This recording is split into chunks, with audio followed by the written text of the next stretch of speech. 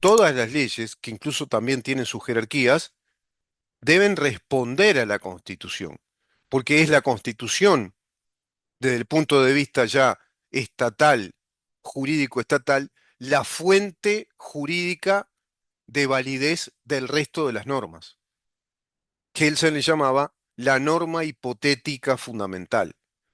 ¿Por qué norma hipotética fundamental? Porque es la norma fundamental, la norma que fundamenta a ese orden jurídico, a esa pirámide organizada con jerarquías de normas para darle orden al Estado, si no sería un desorden, sería un caos, que cualquier ley tuviera más valor que otra, o que no importara el tipo de leyes o no importara la Constitución, que cualquier ley la puede derogar o la puede suprimir. No, no es así.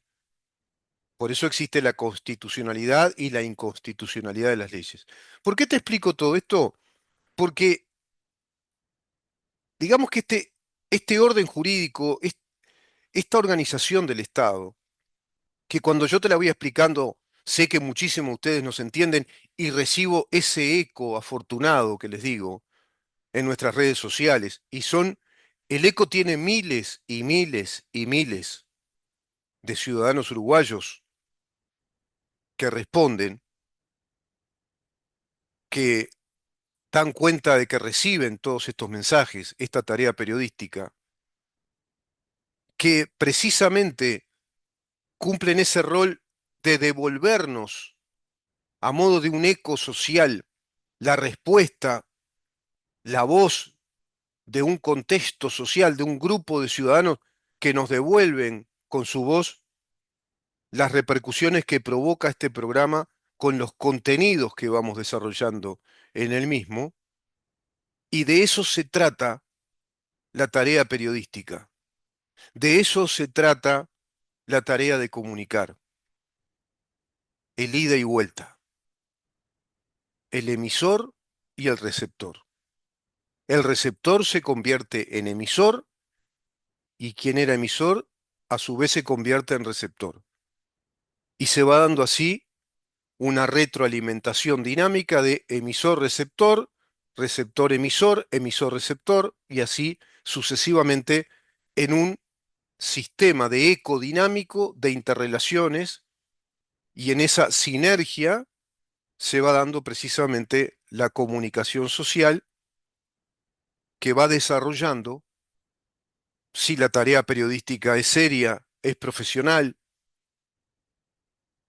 se, se ajusta a las verdades, no solo de hecho, a las verdades conceptuales, a las verdades técnicas, a las verdades científicas, en este caso, porque esa es nuestra tarea, ese es nuestro rol periodístico, en este caso, respecto a las verdades técnico-jurídicas, a las verdades de la teoría y la naturaleza del Estado, la razón del Estado, que en definitiva quiere decir la vigencia del sistema de poder que se ha creado en un Estado. Estamos viendo o tratando de visualizar si este Estado uruguayo hoy por hoy tiene una razón de Estado. Considero que no.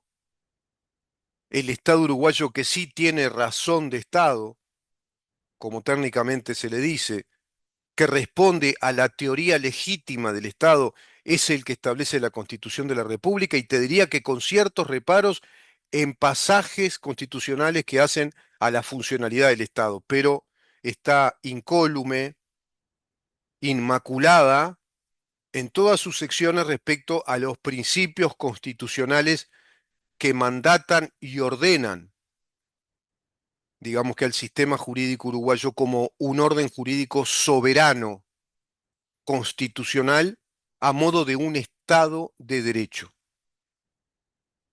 Entonces, si respondemos a esas verdades y las contrastamos con las verdades de hecho, que son los hechos que se van sucediendo en el día a día en esta ya no República Oriental del Uruguay, sino que en los hechos es la Republiqueta Oriental de Dama Juanaguay, como siempre les digo, porque es evidente que estamos viviendo en una damajuana que vamos a buscar al almacén del barrio, una damajuana de 3,5 litros de vino lija, un vino medio berreta, que nos está intoxicando muchísimo todos los días y perdemos esa perspectiva fundamental de cuál es el punto de partida, el propósito, la finalidad, la orientación que nuestro Estado tiene como una nación soberana.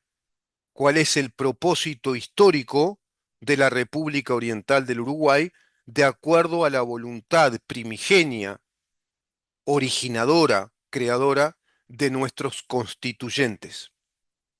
Más allá incluso del proceso de reformas constitucionales, porque precisamente son eso, son reformas que pueden ser muy cuestionables incluso, dado que las reformas de la Constitución no crean una Constitución nueva. Es la misma Constitución con aditamentos.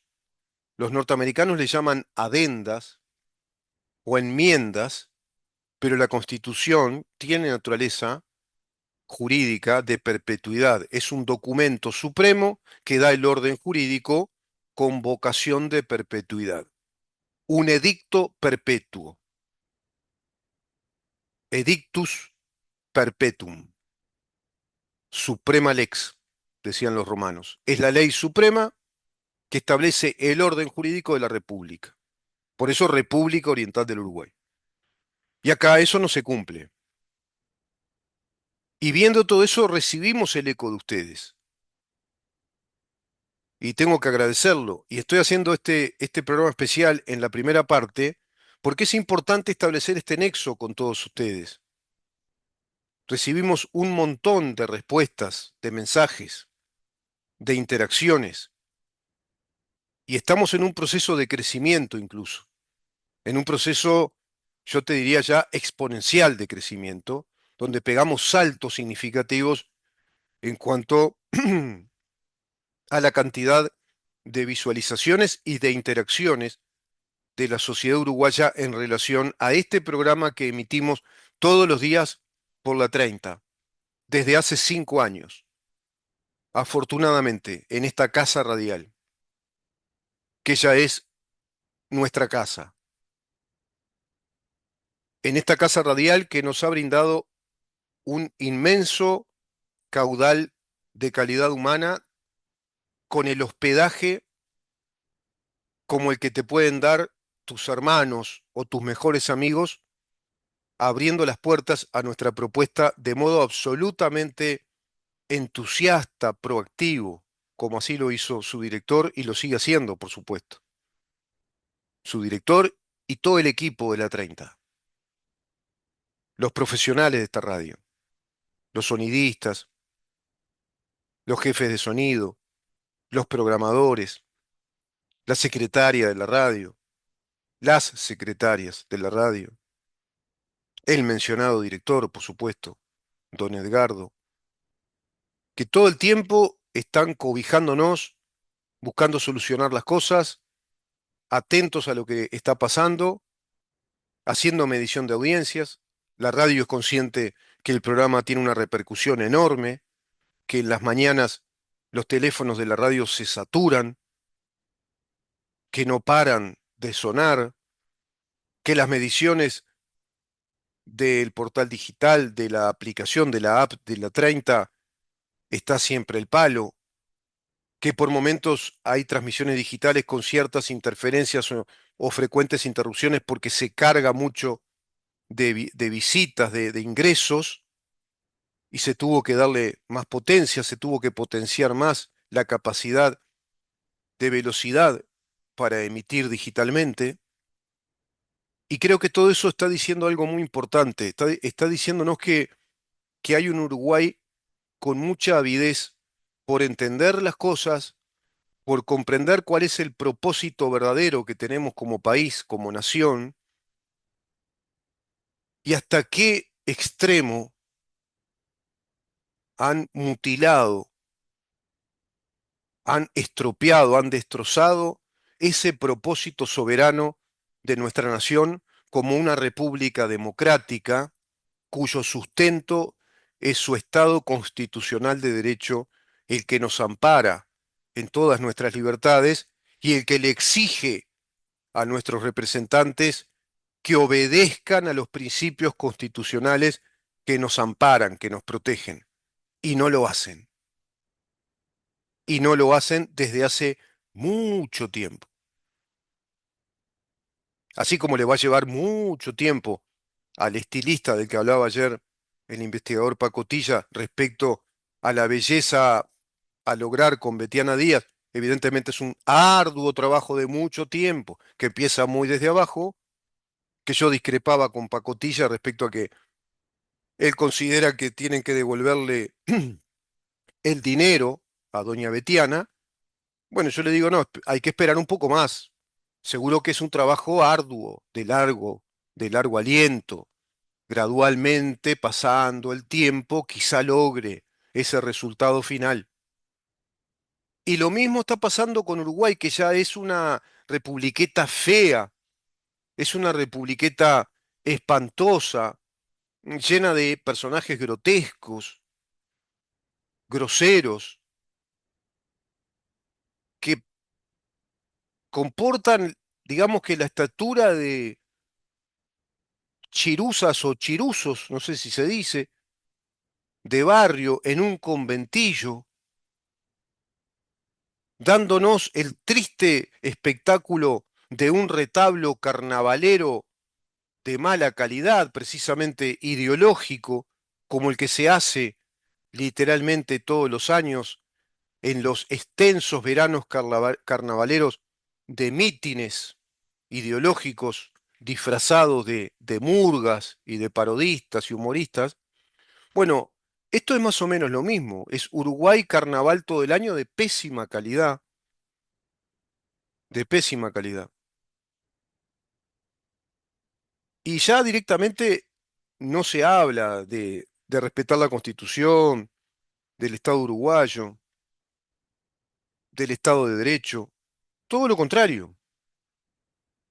Fíjense que esta mujer, Cecilia Cairo, que comete abiertamente y lo confiesa incluso, hasta por ignorante, confiesa en un referente periodístico radial del Uruguay, como es La Pecera, conducido por el colega Ignacio Álvarez, confiesa en ese programa que ella no reguló sus propiedades inmuebles, la construcción de sus casas, ante la Intendencia Municipal de Montevideo, la División o Dirección Catastro, y tampoco, por supuesto, ante el BPS, y que en algún momento lo va a tener que hacer. E incluso le agradeció a Ignacio Álvarez que le hiciera ver que tenía que regular esa construcción de sus 4 casas. Le agradeció que le hiciera ver que ella tenía que regularizar toda esa situación. ¿A quién le va a hacer creer, Cecilia Cairo, que no te diste cuenta que tenías que regularizar la edificación de tus casas, 4, de enormes dimensiones, con cochera, con piscina, propiedades inmensas, con terrenos de ciento y pico o más de metros cuadrados, con 4 casas, propiedades de dimensiones importantes? A nuevo están. Personaje público que ha convertido su casa, por ejemplo, en un comité de la 609, porque ella es del MPP. Lo vuelvo a aclarar, porque por ahí una tontuela, como siempre hay.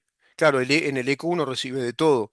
Dijo, periodista mal informado, no es lo mismo el MPP. Parece que sentía la voz de Mujica, ¿viste? Prácticamente. Periodista mal informado, no es lo mismo el MPP que el Partido Comunista.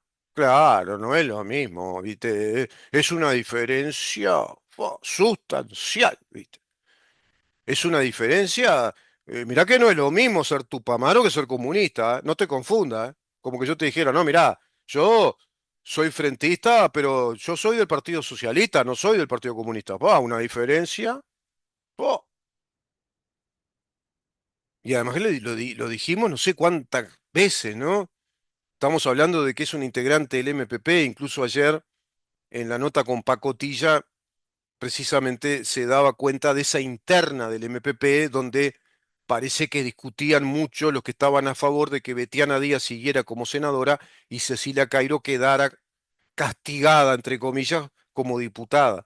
¿Por qué? Porque Betiana Díaz es la senadora suplente de la banca de senadora que había logrado a nivel electoral Cecilia Cairo, pero como a Cecilia Cairo, el presidente Yamandú Orsi, la nombró ministra, quedó como senadora suplente. Claro, gana como 200 y pico de mil pesos más Betiana Díaz ahora. Capaz que eso es lo que le da la posibilidad de pagar el tratamiento estético y hacer una superproducción de TikTok, porque produce a nivel industrial TikTok, ¿no? Todos los días, Betiana, TikTok, TikTok, TikTok, para decir, por ejemplo, en un recorte que hizo, una especie de reel que le producen de una de sus intervenciones en los programas de televisión, también de la prensa compañera, ¿no? De la prensa camarada, que lo que hay que decir lo silencia y lo que ellos tienen que decir lo potencia. Cuando le preguntan si estaba de acuerdo con la propuesta económica del ministro de Economía, Gabriel Odone, respecto a la desindexación de los salarios, Betiana Díaz, en ese tono tan democrático y sutil que tiene, respondió, desindexar los salarios de ninguna manera, no lo vamos a permitir. No se van a desindexar los salarios. Sí, una orden, ¿viste? Una orden, decreto presidencial. La propietaria, la que dice que está re buena y que condena a su exnovio a que la vea por TikTok y la escuche por la radio o la vea por televisión.